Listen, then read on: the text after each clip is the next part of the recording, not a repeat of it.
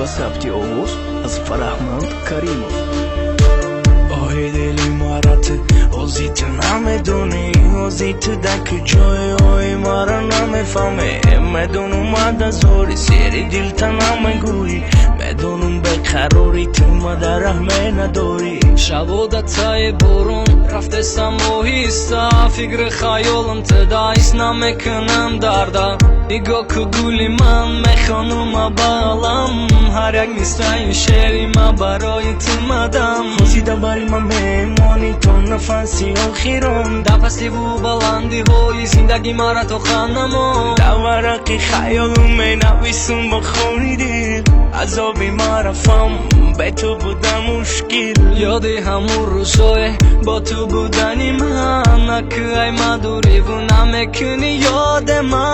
قسم میخورم که با هیچ که ندارم عوض، با یادی تو میمیرم تو آخیرا نفس. آهنگی دیلی زاری من زخمی تنت شود، پیراهنی خونینی من برات کفن شود.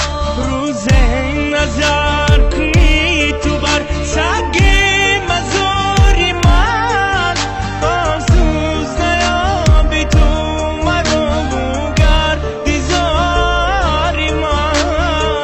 اگر که یه لحظه دردم میکردی حس، ممکن که همان وقت دیگر میشد سرنوشت. روزه میشود که تو مرا میکنی یاد، بدان که همان روز جانت میکنه وفات. با یک گوز گریه کردم میزنی داد، تا گوشی من نمیرسد همون صداد. کفنی من میشود کرده تنت، کردی تو خیانت عشق رسید و آخرت. خیانت کار نده مرا دیگه آزار، تنها موندم به تای زندگی شدن بزار. بگو که تو بکی دردم میکنم بجا، بگو با دردی من کردم طبیب میتردوم.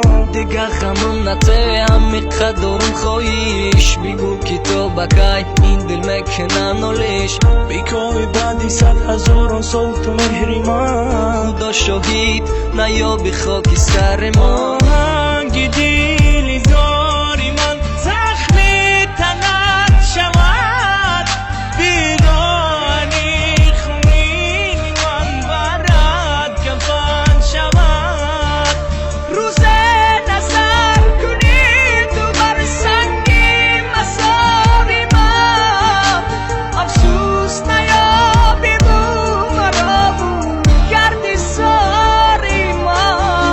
آهنگی دیلی زاری من زخمی تنت شود، پیراهنی خونینی من برات کفن شود.